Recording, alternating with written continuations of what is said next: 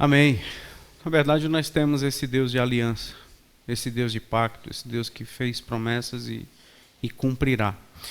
E cada vez mais nós precisamos conhecer a esse Deus. O tema da mensagem hoje é quando eu abro mão, quando eu não aceito, quando eu tenho uma disposição de não concordar com que a minha vida seja superficial.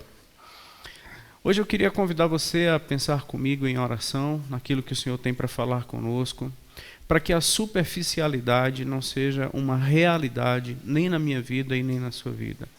Que nós sejamos pessoas profundas, que tenhamos profundidade.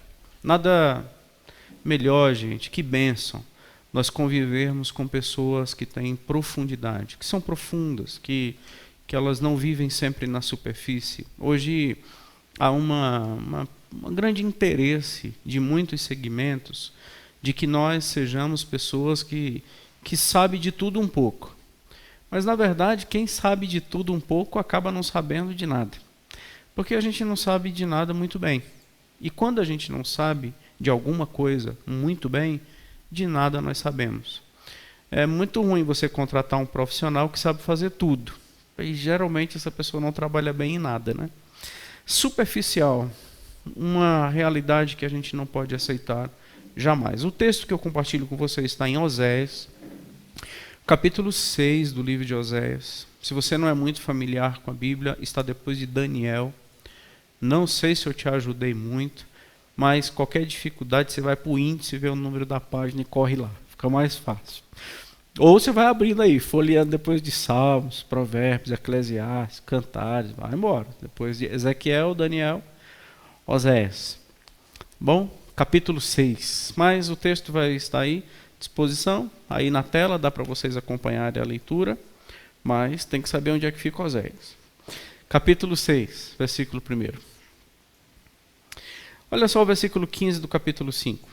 É interessante que o Senhor ele fala no capítulo 15, no capítulo, versículo 15 do capítulo 5, não precisa nem colocar aí, caso não tenha dificuldade. 5,15 diz: irei e voltarei para o meu lugar, até que se reconheçam culpados e busquem a minha face. Estando eles angustiados, cedo me buscarão, dizendo. Aqui é Deus falando. Vou para o meu lugar, vou me retirar. Sabe o que vai acontecer? Eles vão se sentir culpados. Eles vão ficar com profunda angústia por eu ter me retirado. E eles vão dizer o seguinte, aí começa o nosso capítulo. Vinde e tornemos para o Senhor, porque Ele nos despedaçou e nos sarará. Fez a ferida e ligará. Depois de 2 dias nos revigorará, ao 3º dia nos levantará e viveremos diante dele. Conheçamos e prossigamos em conhecer o Senhor. Como a alva, a sua vinda é certa. Ele descerá sobre nós como chuva, como chuva serôdia que rega a terra. O que eu vou fazer com você, Efraim? O que te farei, ó Judá? Porque o vosso amor é como nuvem da manhã, é como orvalho da madrugada que cedo passa. Tudo que você fala é só da boca para fora. Por isso os abati por meio dos profetas, pela palavra da minha boca os matei, e os meus juízos sairão como a luz. Pois misericórdia quero, e não sacrifício, e o conhecimento de Deus mais do que holocaustos. Versículo 7 diz, mas eles pegaram o caminho de Adão e eles transgrediram a aliança. Sabe esse pacto que eu fiz? Por eu ser um Deus de pactos, eles transgrediram a aliança. E eles pegaram o caminho de Adão. Espero ser feliz nessa reflexão minha, nessa linha de pensamento, de fugir da superficialidade. Esse texto, ele apontou para mim muito esse desafio, de sermos pessoas mais profundas. Eu poderia ter escolhido uma reflexão de uma vida mais profunda com Deus, mas como esse povo ele denuncia uma vida superficial muito flagrante, eu achei muito relevante a gente pensar nesse aspecto. Aliás, essa é uma intenção de Deus, de que o povo saia de uma vida superficial. Muitos chavões. Não sei, gente, se isso aqui é um chavão do verso 1 até o verso 3. Eu não sei se aqui é uma oração, aquelas orações decoradas. Eu não sei se do verso 1 ao verso 3 o Senhor já sabia o que eles diriam. Ou seja, é algo já repetitivo. Ou o Senhor, claro, Ele sabe aquilo que nós falaremos sem verbalizarmos. Ele já sabia aquilo que o seu povo diria. E tudo isso aqui faz parte do chavão. É aquele Deus no controle, o Senhor é comigo, Deus é conosco, tudo posso. Mas isso é bíblico. O problema é que texto bíblico usado na superficialidade vira chavão. Texto bíblico, ele só faz sentido quando ele for real. Quando não for real, é superficial. E se for superficial, é letal. Porque o problema da superficialidade é que ela nos engana. Como nós sabemos até coisas decoradas, quando a gente já aprendeu a dizer amém na hora certa, quando a gente já sabe a oração do Pai Nosso, quando nós sabemos como é que se comporta no ambiente eclesiástico, quando a gente sabe abrir em Oséias rapidão, não precisou nem da dica do pastor, pode ser que isso tudo esteja acontecendo num ambiente superficial e ele nos engana, porque nos faz entender, vem uma mensagem para nós de que nós já sabemos o suficiente. Só que veja só o contexto desse povo. Acompanhe na sua Bíblia aqui no capítulo 4. Olha só o que o Senhor falou para esse povo aqui no capítulo 4. Versículo 1 do capítulo 4, quando o Senhor mostra para o povo a situação deles. Bom, aqui no capítulo 4, versículo 1, o Senhor diz que para a terra, na terra, não tem verdade, não há amor e nem há conhecimento de Deus. Não é que tem mentira, não é que tem iniquidade e não é que tem a ignorância. Viu o que foi que o Senhor preferiu falar? O Senhor não disse tem mentira. Não, o Senhor disse neste povo não há verdade. Retira-se a verdade, o que fica? Retira-se o amor, o que fica? Retira o conhecimento de Deus, o que fica? Aí os versículos 2 e 3 são as consequências. O versículo 4, o Senhor faz uma denúncia de que o problema não é o governo, o problema é o povo, porque o governo representa bem o povo, e o povo tem o governo que merece. Isso não é o versículo, é a minha interpretação. Porque aqui o Senhor está dizendo, porque o teu povo é como os sacerdotes aos quais acusa. Nós estamos acusando um governo, mas na verdade nós somos iguais ao governo, porque se nós estivéssemos lá faríamos as mesmas coisas que eles fazem. Esse era o contexto do povo. Não estou nem falando dos brasileiros. Versículo 6. O meu povo está sendo destruído. Qual a razão da destruição do povo? Eles não têm conhecimento. Oséias capítulo 4, versículo 6. O meu povo está sendo destruído porque lhes falta o entendimento. Mas é por quê? Por que eles estão sendo... Mas isso não é justo. O povo está sendo destruído porque eles não têm entendimento? Deixa eu te fazer uma pergunta. O entendimento chegou até a eles? Claro. Aqui no versículo 6 está dizendo porque o povo rejeitou o conhecimento e no final do versículo 6 diz o povo esqueceu da lei do Senhor. Esqueceu não é amnésia. Esqueceu é que não faz parte da mentalidade do povo, não faz parte do pensamento do povo diário a palavra do Senhor. Ou seja, a palavra de Deus não entra nos seus pensamentos diariamente. Sabe quando é que a gente vai lembrar de Deus? Quando a corda aperta. Sabe quando é que esse povo estava lembrando de Deus? Aqui no capítulo 6. Eu vou me retirar, vou deixar o pau quebrar. E sabe o que vai acontecer? Eles vão correndo e dizer assim, vamos ao Senhor. Oh Deus, estamos aqui. Tu fez a ferida, mas tu vai nos ligar. O Senhor nos quebrou, mas o Senhor nos sarará. Ó Senhor, nós vamos prosseguir em Te conhecer. Versículo 8 diz que, em geral, estou no capítulo 4, tá, gente? Estou no capítulo 4. O que o Senhor falou deste povo antes? No versículo 8 diz que a maldade pela maldade, eles têm um desejo ardente, têm um desejo ardente pelo que é mal. Versículo 9, pois assim como o povo é, assim o sacerdote é. Final do versículo 10 diz que o povo deixou de adorar o Senhor, por isso se cercou de tantos ídolos, a sensualidade se multiplicou. Final do versículo 12, há uma palavra dizendo eles abandonaram a Deus. Percebe a sequência? Eles rejeitaram o conhecimento no versículo 6, se esqueceram da palavra do Senhor. Aqui no versículo 12 eles abandonaram o Senhor.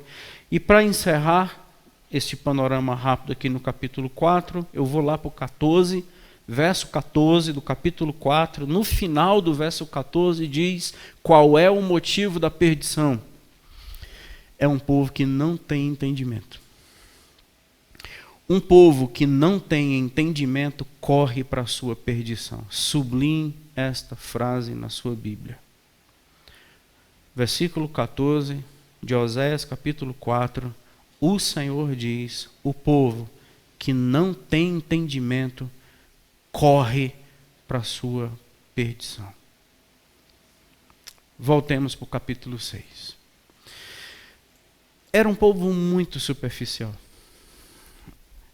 E Deus nos ajude, hoje à noite, a entender aquilo que Ele quer para nós, para que a superficialidade não seja uma realidade nossa. Eu quero lhe dizer, refletir com vocês, pelo menos 4 ensinos que eu tiro desse texto e que nos ajudará a nunca sermos superficiais ou da superficialidade a gente sair e nos levará para uma vida mais profunda. O primeiro ponto que eu falo é fé. O primeiro ponto que eu toco é relacionamento com Deus. É um relacionamento de fé. E eu tiro fé daqui desse texto quando o Senhor fala a frase do povo. O que eles dirão é isso. Mas eu já falei que o que eles dirão, o que eles disseram, na verdade não era aquilo que eles viviam. Mas se fosse verdade, esta frase estava certa.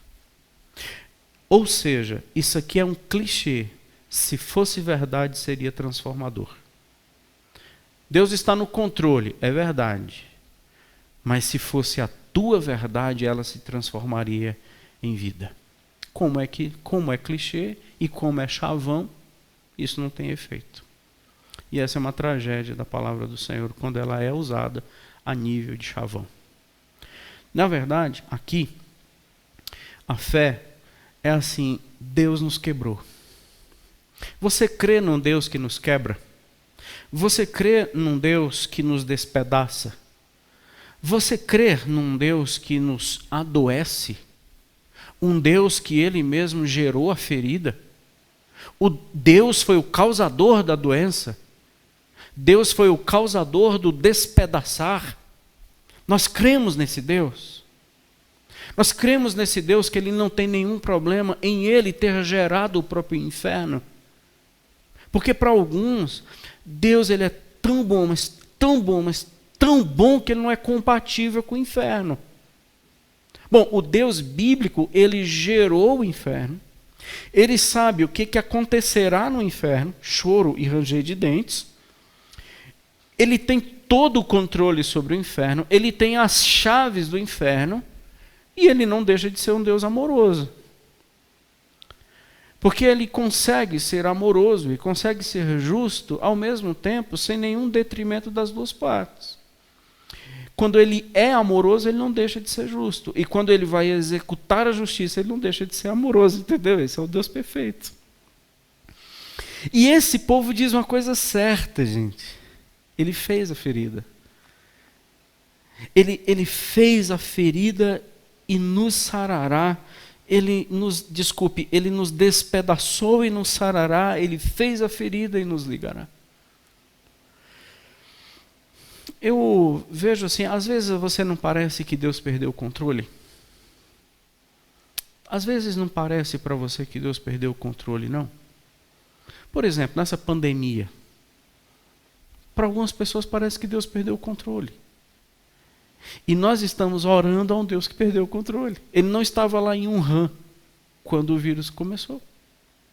Parece que Deus não estava no Éden quando o homem e a mulher caíram. Ele chegou tarde. Quando ele chegou no final do dia, a bagunça já tinha sido feita. Parece que é um Deus que ele tirou um cochilo, quando ele acordou tinha feito uma bagunça toda. Por que ele permitiu que a serpente entrasse no Éden? E por que ele não matou a tal da serpente antes? Aí a gente estava tudo tranquilo. Por que Deus permitiu que a mãe do Golias o gerasse? Por que Golias na história, gente? Por que Faraó? Por que Deus, para tirar o povo do Egito, permitiu que o povo sofresse? E para tirar o povo lá foi aquela batalha de 10 rounds. Perde, vai outro. Perde. Foram 10 rounds para Deus tirar o povo do Egito. Por que Deus não resolveu isso logo? Por que Deus não resolveu essa fatura de uma vez? Mata Faraó, estraçalha o Egito e tira o povo de lá, tranquilo. Ué. Ainda tem um mar vermelho logo no outro dia para atravessar. Por que Deus nos torna as coisas mais fáceis? Talvez essas não sejam perguntas tão difíceis, mas por que Deus não acaba com Satanás? Se Deus tem todo o poder, se o Senhor é totalmente poderoso, se o Senhor é totalmente santo, e se Deus ele não quer o mal para o povo, por que ele não mata Satanás? Por que ele não extermina Satanás e todos os seus demônios? Por que ele não faz isso? Por que ele faz a ferida para depois ligar? Por que Deus despedaça para depois sarar? Por que Deus não usa etapas mais fáceis? Não sei se você já teve essa sensação ou se você teve coragem de pensar isso. E que bom que você está aqui hoje à noite. Porque o nosso problema nunca foi a ferida, nosso problema nunca foi Satanás, está longe de ser. Nosso problema não é o Egito, nosso problema não é o Golias, nosso problema não é a serpente. Se nós voltarmos para o Éden, a pergunta não é por que o Senhor deixou a serpente entrar. A réplica de Deus é por que você deu ouvidos a ela. Por que o Senhor gerou Golias? A pergunta não é essa. A pergunta é por que você teve medo dele? Por que o Senhor não nos tirou tão fácil do Egito? A pergunta talvez não seja essa. A réplica do Senhor que eu entendo é: por que vocês nunca creram na minha palavra? Por que o Senhor não mata Satanás? A réplica do Senhor é: e o que isso mudaria? O que mudaria na sua vida se Satanás fosse exterminado? Você seria mais crente? Você seria mais atento à palavra? Você seria um adorador mais honesto? Você seria mais fiel? Você seria menos superficial se eu matasse Satanás? Escuta, eu não quero, pelo menos é o que eu entendo, Deus falando assim comigo, eu compartilho com você.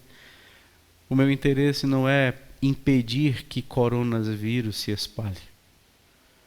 A minha intenção não é matar Golias, ou impedir que você tenha que enfrentar os seus gigantes. A minha intenção não é anular esse vírus em todo o mundo,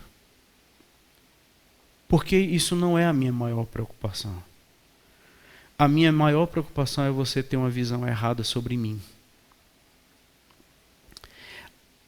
A sua maior preocupação não deveria ser com coronavírus. A sua maior preocupação deveria ser uma visão errada de quem Deus é. Porque uma visão errada sobre quem Deus é incredulidade. Eu creio de uma forma errada. Incredulidade não é ateísmo, não é deixar de crer. Incredulidade é crer com uma ignorância consciente. Porque eu não quis saber. Eu creio, mas sem buscar o entendimento. Eu creio, mas rejeitando a palavra. Eu creio, mas não querendo conhecê-lo. Eu creio, mas amando a maldade e por ela tendo um desejo ardente. Eu creio, mas deixando de adorar o Senhor e cheio de ídolos no coração e na sala de casa. Eu creio abandonando Deus. Eu creio em Deus, mesmo abandonando. Então essa é a maior prioridade do Senhor. Não sei se isso te responde, se isso te aplaca, mas Oséias capítulo 14, versículo 1, o Senhor dá uma resposta interessante aqui para o povo. O último capítulo de Oséias, 14, 1.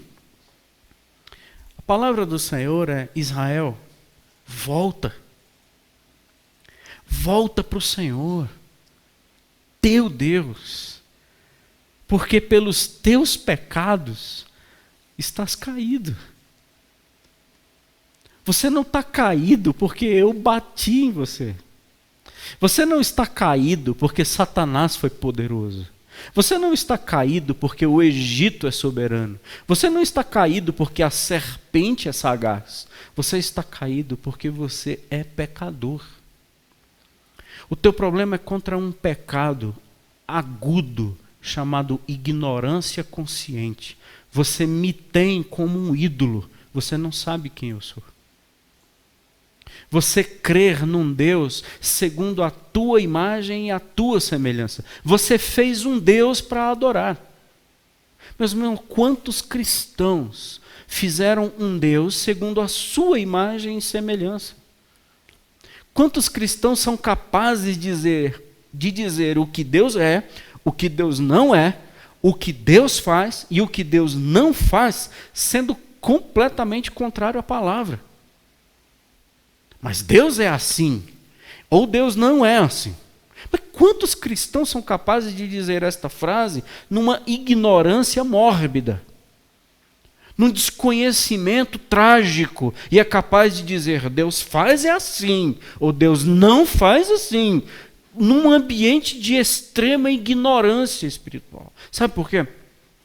Porque eles são a realidade do capítulo 4, orando o capítulo 6. E o Senhor está alertando: povo superficial é um povo que caminha para a sua destruição, porque ele não tem entendimento.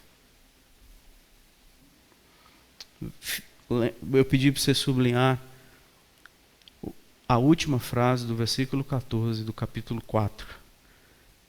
Porque esta frase é um pulmão, é um centro de uma reflexão do livro de Oséias. Um povo que não tem entendimento corre para a sua destruição. Na verdade, a maior intenção de Deus, se você guardar esta frase, para mim está ótimo, não é me livrar de um vírus, mas é me livrar de uma visão errada sobre ele. Hoje Deus, ele deve muito a todo mundo. Hoje Deus, ele tem que fazer tudo aquilo que nós pedimos, e virou um povo pedinte, cheio de direito e extremamente ignorante sobre quem Deus é. Essa equação só vai dar destruição. Interessante que esse povo tinha consciência de que Deus restauraria, e é verdade. Por isso, gente, que como os chavões são terríveis, porque eles falam verdades que não são aplicadas em si mesmo. Deus, ele restaura. O Senhor, ele cura.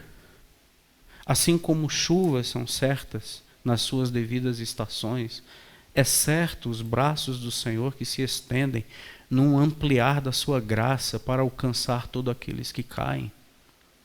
Esse povo estava certo. Deus faz isso mesmo.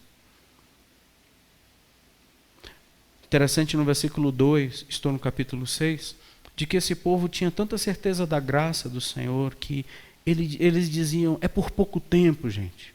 No terceiro dia ele nos levantará. Para o judeu, esta expressão terceiro dia só veio fazer sentido na ressurreição de Jesus. Mas eles tinham essa ideia de terceiro dia como brevidade.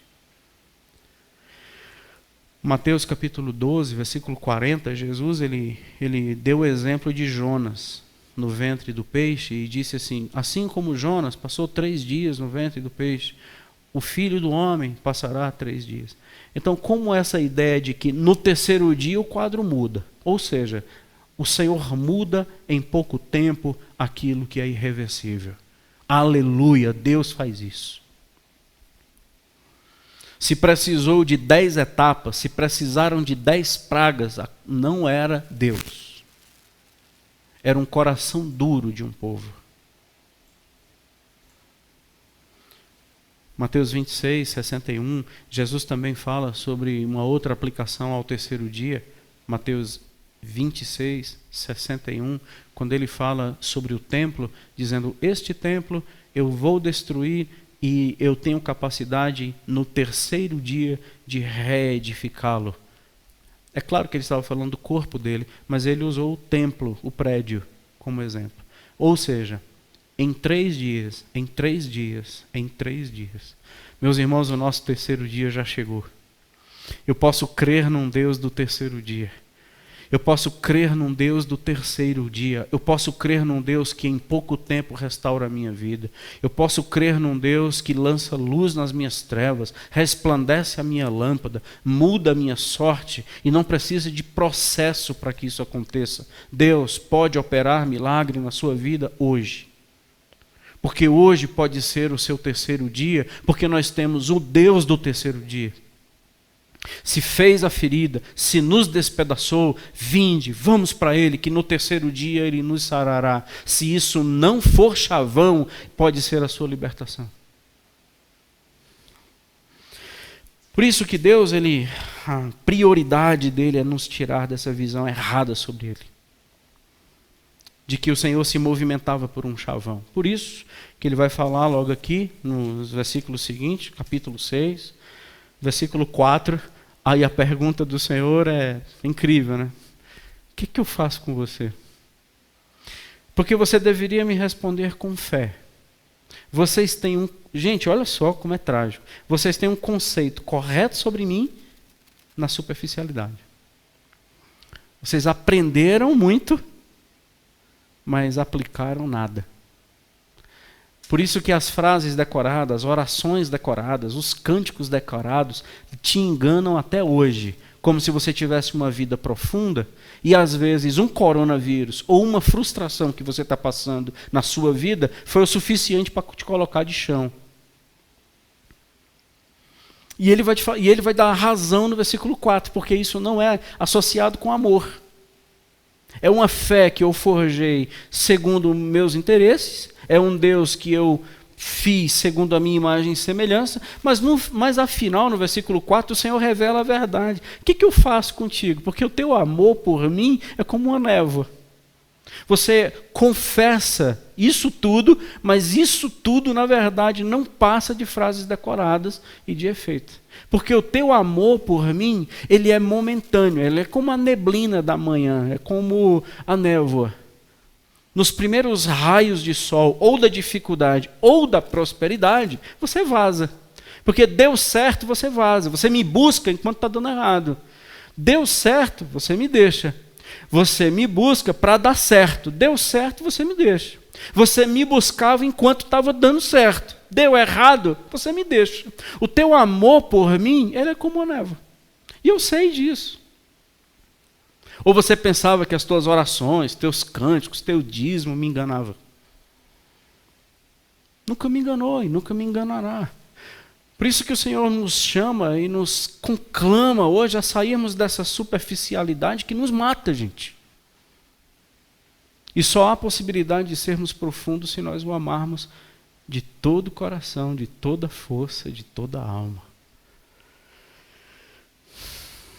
Deus, ele precisa ser conhecido, e eu já estou no meu segundo ponto, né? Assim, o Senhor precisa, de fato, que nos tirar da superficialidade somente crendo nele, como nós já falamos e discorremos aqui, e em segundo lugar, quando nós de fato o amamos. Eu sei que quando a corda aperta, vocês me deixam. Quantos montes você já orou? Em quantas conferências você já orou? Em quantos retiros? Você terminou o retiro em prantos.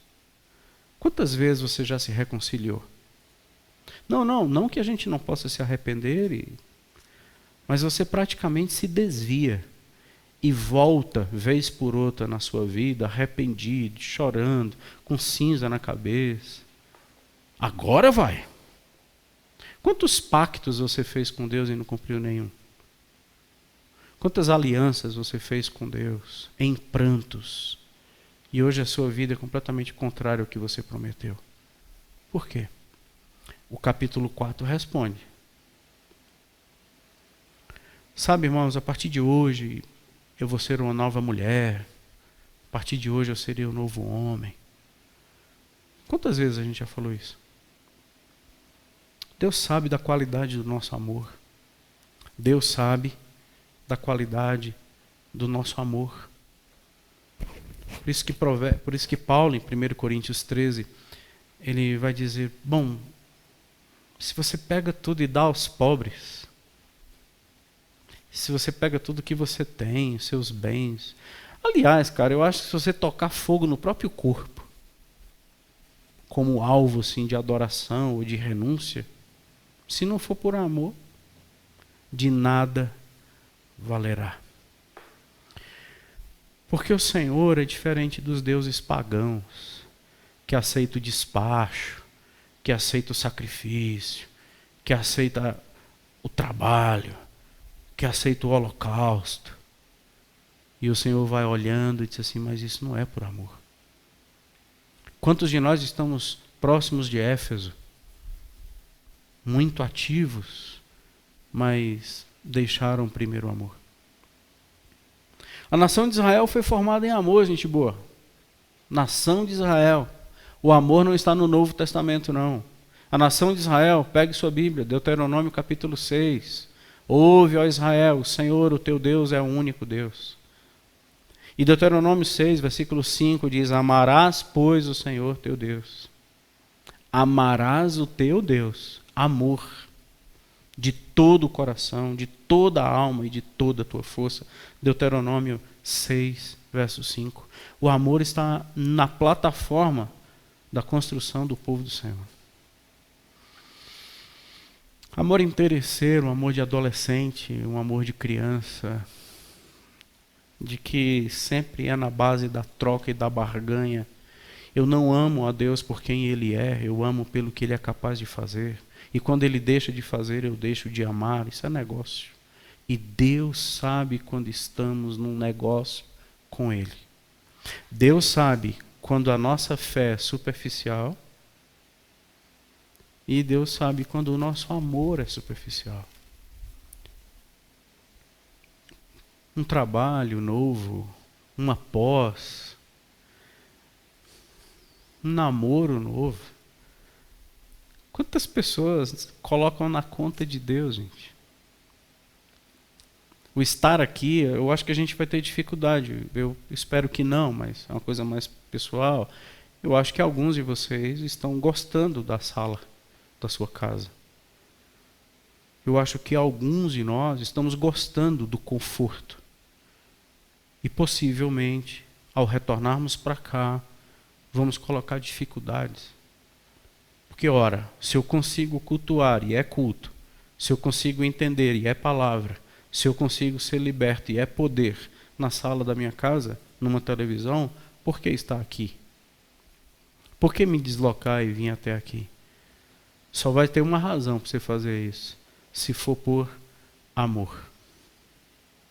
Não amar o prédio, mas amar as pessoas que aqui estarão, para que nós sejamos uma resposta de oração na vida daquelas pessoas. Nós não viemos aqui assistir um espetáculo, nós viemos aqui ser uma resposta.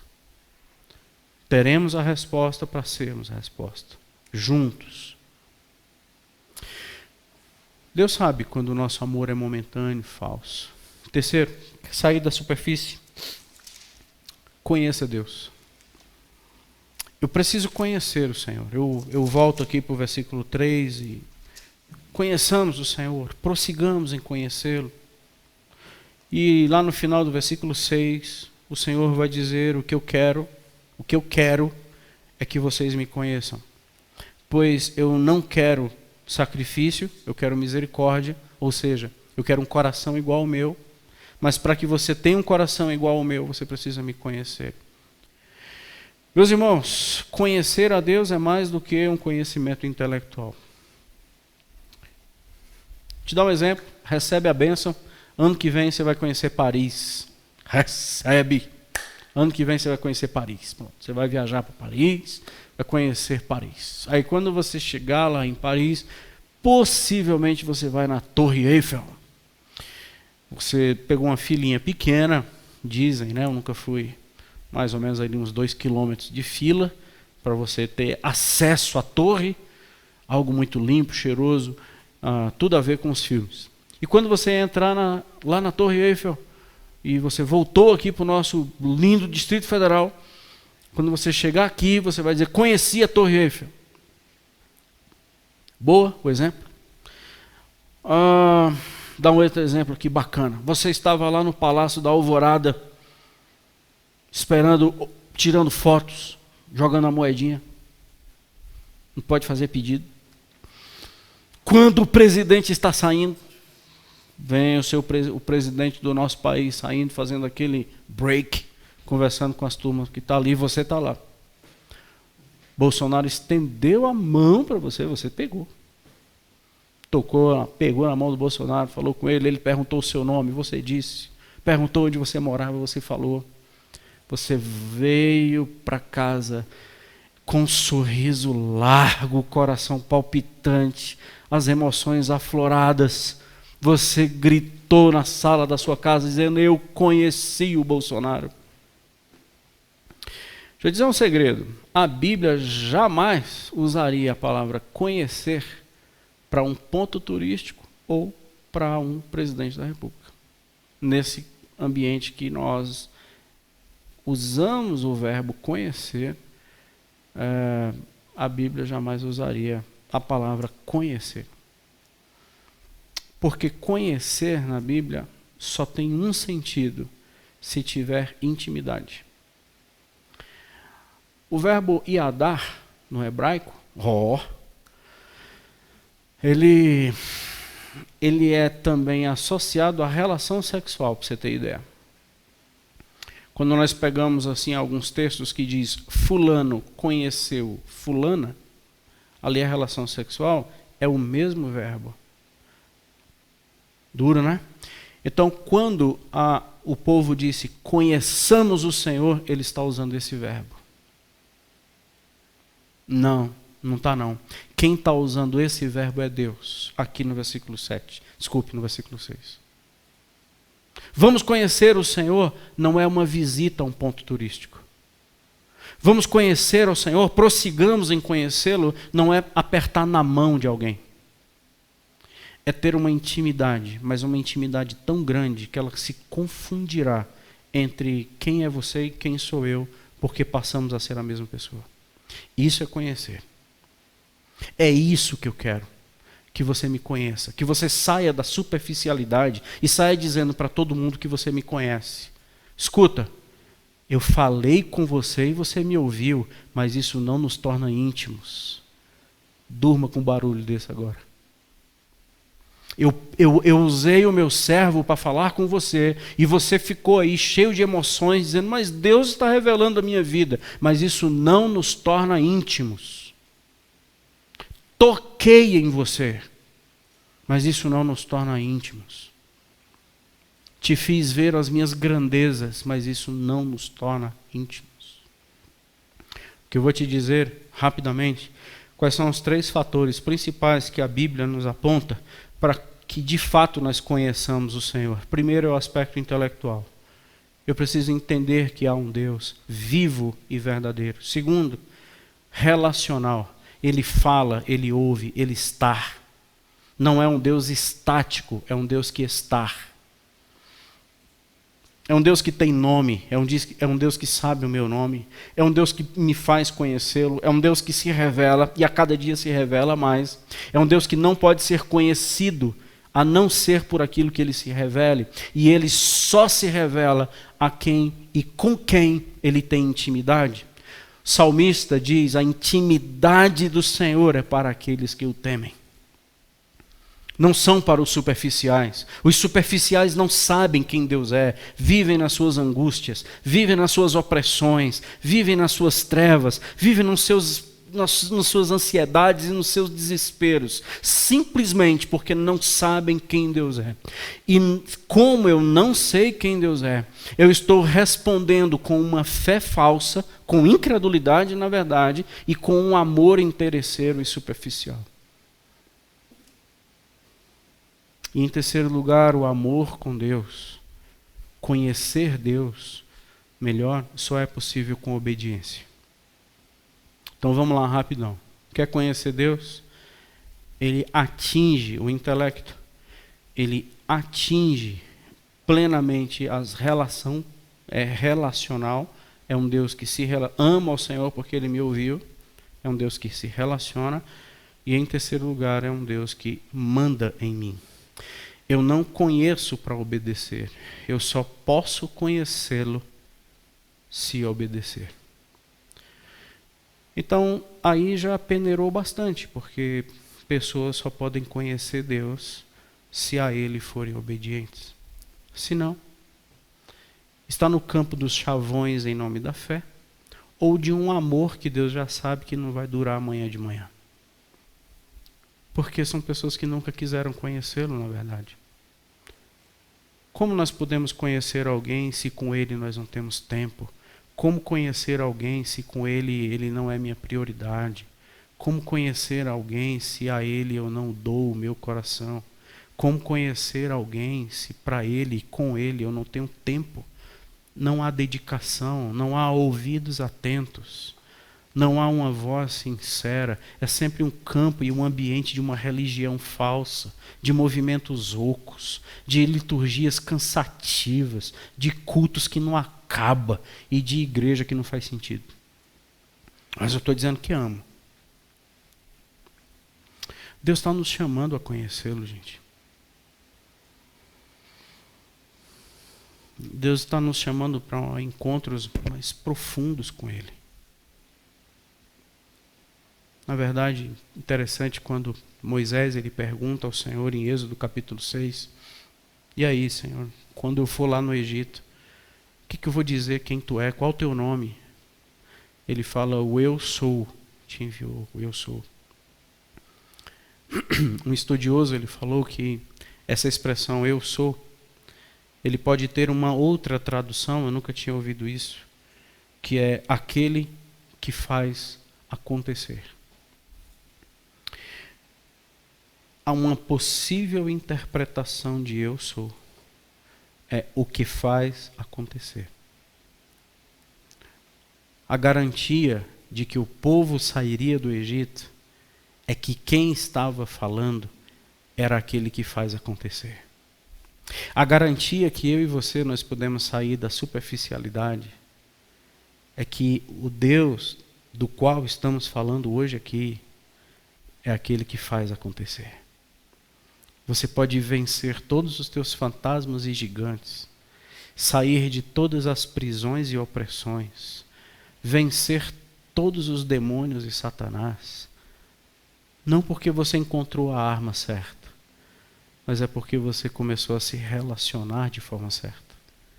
Sujeitai-vos a Deus, e o diabo fugirá de vós. Agora eu sei quem Deus é. Em último lugar, irmãos, interessante que Jesus, só fechando conhecer a Deus, Jesus falou em João 17, verso 4, verso 3, a vida eterna é essa. Extraordinária as palavras de Jesus. João 17, 3, a vida eterna é esta, que te conheçam a ti, o Deus vivo e verdadeiro, e a Jesus Cristo a quem enviaste. A vida eterna é esta, que te conheçam a ti. Gente, pensa nessa palavra. Em nome de Jesus, pensa nessa palavra. Permita o Senhor falar com você. A vida eterna é essa, que conheçam o Senhor. Em último lugar, para sairmos da superficialidade, Pegue o caminho contrário de Adão. Deus define a resposta que nós temos que dar. Que Ele seja o definidor da resposta. Paremos de fazer holocaustos, sacrifício. Como eu já toquei nesse assunto, eu quero só ir para a conclusão. Pare de querer fazer coisas para Deus e não ser a pessoa que Deus quer que você seja. Deus não precisa da gente, Ele não pode ser servido por mãos humanas. Paulo falou isso no seu discurso em Atenas. Pare de querer trabalhar para Deus, pare de querer fazer sacrifício para Deus. Não que nós não vamos fazer, mas que seja uma resposta genuína de amor. Porque agora eu sou a pessoa que Deus quer que eu seja. Se Deus quer me livrar de uma incredulidade, de uma visão errada sobre Ele, se Deus quer me livrar de um amor falso, interesseiro, superficial, se Deus quer me livrar de uma ignorância a respeito de quem Ele é, meus irmãos, Deus quer nos livrar plenamente de uma religiosidade que nos levará para lugar nenhum. Deus quer nos livrar do peso da religião que puseram sobre nós e a gente não consegue dar uma resposta. Isaías capítulo 51 diz que Salmo 51. O Senhor não se compraz em sacrifício, porque se o Senhor fosse assim, eu daria. Mas o que o Senhor quer é um coração compungido e contrito. Miqueias 6:8. Eu já te declarei o que eu quero. Eu quero que você ame a misericórdia, que você ande humildemente diante do seu Deus. É isso que eu quero. Eu não quero bois, eu não quero dinheiro, eu não quero sacrifício. Assim, irmãos, quem não sabe disso, corre para a sua destruição. Eu estou te convidando hoje à noite para a gente correr em outra direção. Se aqui no versículo 7 diz, eles agiram igual a Adão, queria te convidar hoje à noite, a gente não vai pegar esse caminho, a gente vai pegar outro caminho. Nós não vamos pegar o caminho que Adão pegou. Nós vamos sair da superficialidade e vamos ter uma vida mais profunda com Deus. E aí, é lá no capítulo 14. Não é quando a gente diz, vinde, mas é quando o Senhor diz, volte. Não é o homem dizendo vinde, mas é Deus dizendo volte. Quem sabe hoje pode ser um dia de uma genuína conversão, de um genuíno retorno seu, meu, para uma vida mais profunda e sairmos dessa superficialidade que nos mata. Deus abençoe.